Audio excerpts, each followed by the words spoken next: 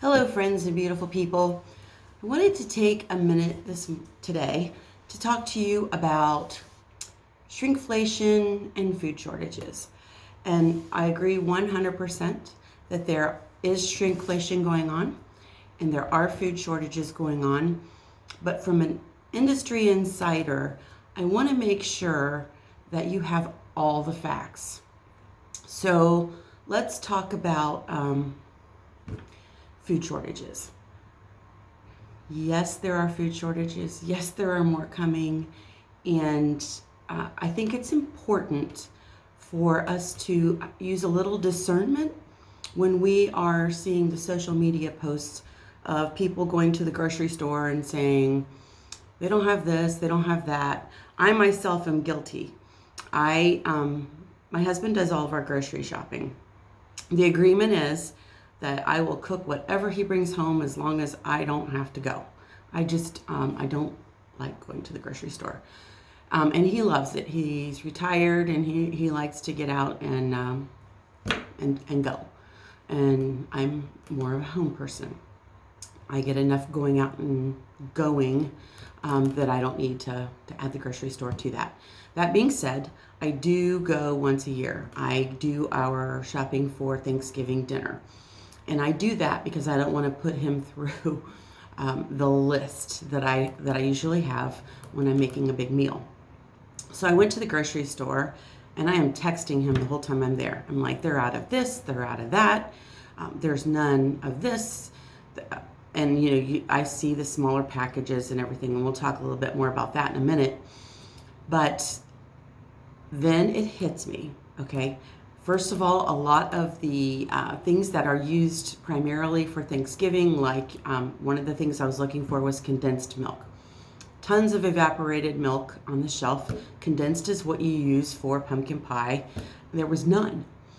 And it was a few weeks before Thanksgiving when I went, so I knew that there would be a lot of people looking for condensed milk. Well, our grocer takes a lot of those items and puts them down a center aisle so that they're all handy, if you will, for you to buy. So I did find the condensed milk. I also use a time of year to stock up on things that are always on sale for Thanksgiving, things that we can't produce here on the homestead. So, I'm buying up lots of butter because it was only like $2.39, and and then I couldn't find brown sugar. So I looked in with the baking products, and then I went to the center aisle, and they had no brown sugar. So then I'm texting him saying, well, there goes everything. They don't have any brown sugar. I can't make my sweet potato souffle. I can't make cookies. And plus he uses brown sugar in his oatmeal. Well, come to find out, there was a food recall on brown sugar right before the holidays. So it really wasn't necessarily a food shortage. It was just that there had to be a resupply that took place. And then I see social media posts of people who go in the day before Thanksgiving and wonder why the shelves are bare. Well, everyone is out there shopping, so of course they haven't had time to replenish. The same thing is true when a lot of people do a video from the grocery store on a Monday. Well, they've been slammed. Most people go to the grocery store on the weekend, or there's a higher traffic count on the weekend. So of course those shelves are going to be a little bare until they get them resupplied. Now, if it's something that is happening, several weeks in a row or several times at the grocery store in a row, then obviously we know that's a true food shortage.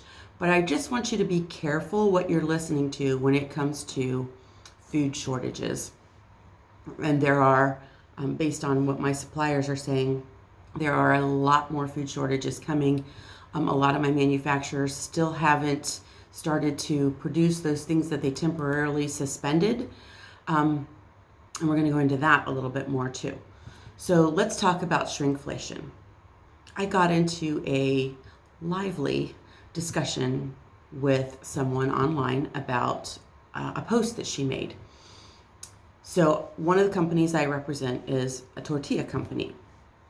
So my tortilla company is just like every other tortilla company.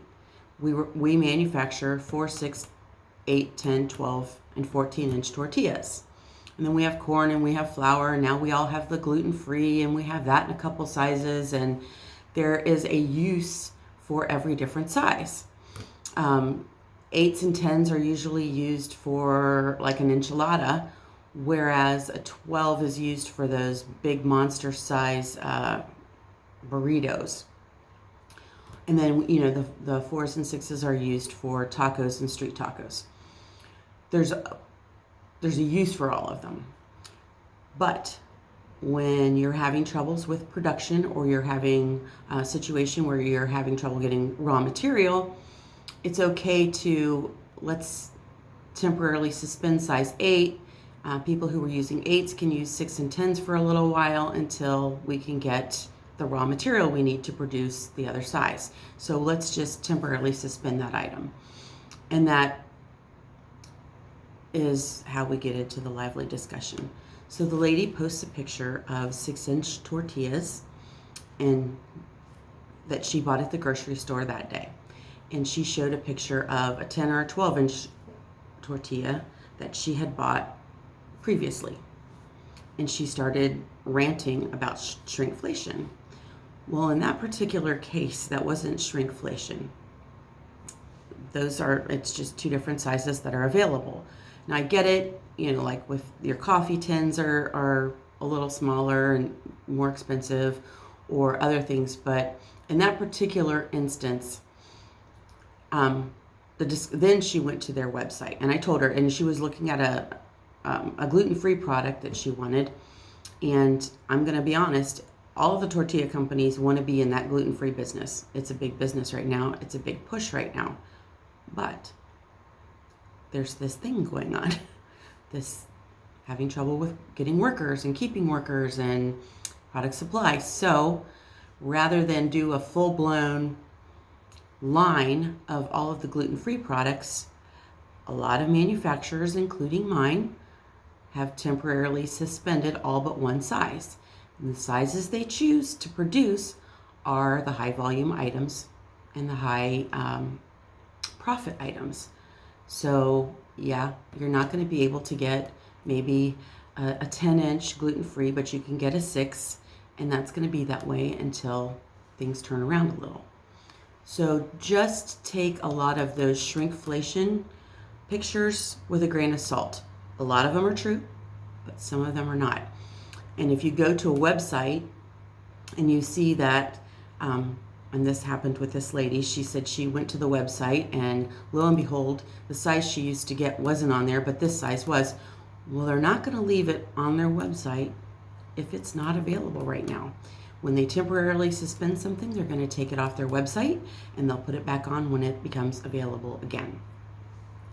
The same thing is true with chicken. There are chicken shortages, but we have, and that's going to be more your further processed chicken. So it's going to be things like your chicken nuggets and your chicken tenders, and it's also going to be, okay, let's talk about wings. Wings are always short around fall madness, March Madness, with basketball, and around football season. The price goes through the roof every year. It has for 10 or 20 years. The same thing happens during March Madness because there's such a demand. Now, right now, I think wings are somewhat leveled out, but whole birds, we have a company, so we have a company that we work with that we're a broker. We have a company that we work with that does further processed. And they make a lot of the fillets, the breaded tenders, the breaded nuggets, things like that. And they're still experiencing difficulties in getting raw material. And again, with the people to work. Then we also have another company that does raw product. And it's actually a top of the line product. It is amazing.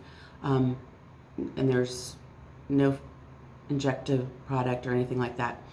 But what they're finding right now is that the birds are smaller, a pound or two.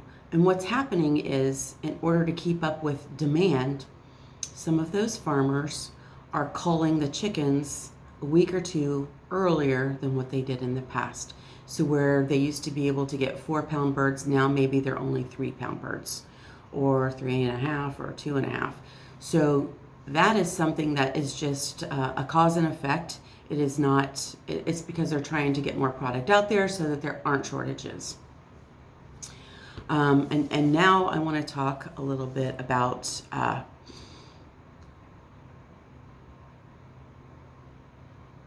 think that was it. All right, I had to take a minute to remember what I was going to tell you about. Hyperinflation. Hyperinflation is defined in the financial world as a 20% increase in consumer goods. And right now we have seen an average of 6%. Now, I have a lot of letters. So in my realm, I am not the retail realm. I am what is called food service. You have food service and you have retail.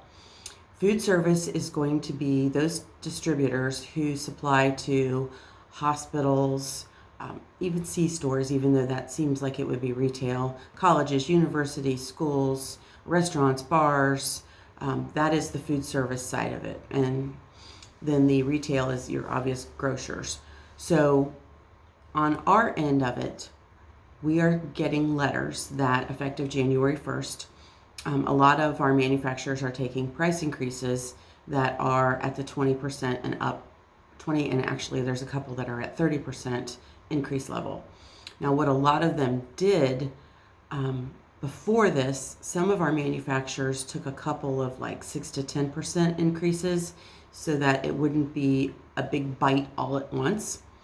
But for the most part, effective January 1st, we have a lot of prices that are going way up. Almost pricing, you think it's pricing themselves out of the market, but the whole industry is doing it. It's not just my manufacturers doing it. And some of my, so I primarily work with schools, and there's a thing that companies can do when they are participating in a bid. It's called force majeure. And basically they reserve the right to come back in on that bid and say, you know, with everything going on in the market right now, we can no longer supply you this food at this price because we would lose too much money. And some of them will suck it up until the end of the school year, and then they put on the big price increase for the next school year. An example of a company doing that right now is Dart, and I will use their name only because they've pretty much broadcasted everywhere. Dart came out and said, you know what, we are going to do 20 to 30% price increase on a lot of the styrofoam products, and you're getting it now. You're getting 10% now, and then at the end of the school year, you're going to get 20 to 30% more depending on what's going on. Oh, and by the way, we're not going to produce your school lunch trays anymore. And Dart was the largest supplier of lunch trays in the United States. So those price increases that come across for us on food service, they're going to come across on retail. While I don't see what's going out for retail, that's full disclosure, I don't see what's going out for retail. If they're going to do it on the food service side, they're going to do it on the retail side. Now, there's a little bit of a difference in food service and retail in that on the food service side, for the most part, we don't change pack sizes.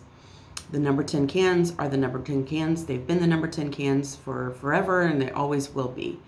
But on the retail side, because they're not using it in an industrial way, they can take a 12-ounce can and make it a 10-ounce can.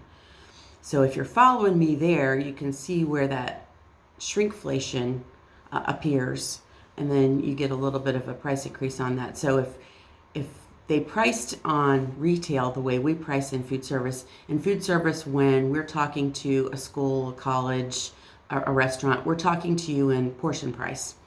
So we're going to say to you, you know, this chicken fillet is going to cost you $1.09 per serving, but if you do this and this to it, you're going to be able to sell this entree for $6.99. And that's adding side dishes. So on that retail side, you aren't seeing the price per portion unless you get into the nitty gritty and start looking at what those little tags are saying that are on the shelves where it says so much per ounce. And then you can multiply, well, am I doing 3-ounce servings or 4-ounce servings? If you get into how much you're actually feeding your family. So I want you to be careful at what you're listening to. Do some research and use some discernment, and take it from an industry insider on ways to look and see how much your portion price really went up.